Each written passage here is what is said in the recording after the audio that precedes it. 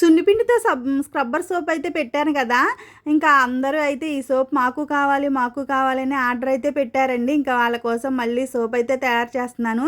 దీనివల్ల ఏంటక్క అంటారేమో, మెడ చుట్టూ ఉన్న నలుపు అయన్నీ మనకి స్నానం చేసినప్పుడు మంచిగా ట్యాన్ అనేది పోయి మురికి కూడా వదిలిపోయినట్లుగా అనిపిస్తుందనమాట. అందుకని ఈ సోప్ అయితే తయారు చేస్తున్నానండి. చిన్న పిల్లల కోసం చిన్న చిన్న బొమ్మలతో టెడ్డీ బేరు, ఇంకా హిప్పోపోటమస్ అని అట్లా చిన్న చిన్న బొమ్మలతో అయితే తయారు చేస్తున్నా.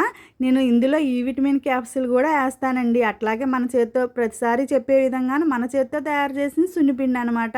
ఇంకా షియా బటరు, గోట్ మిల్క్ ఈ 2 కాంబినేషన్తో నేను సున్నిపిండి సోప్ అయితే తయారు చేస్తాను. ఇక సోప్ అయితే రెడీ అయిపోతుంది. ఇక అన్నీ రెడీ చేసి ఇక ఈ అయితే నైట్ అయితే రెడీ చేసుకుంటానండి. ఇక తెల్లారికి చక్కగా ఆరిపోతాయి అనమాట.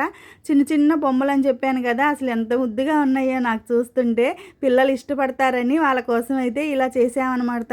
మీ అందరికి ఎవరికన్నా కావాలి అంటే ఆర్డర్ పెట్టుకోండి. అట్లాగే శాంపిల్ సోప్స్ అయితే చేసాము. కావాలంటే పైన ఉన్న నెంబర్కి ఆర్డర్ పెట్టుకోండి.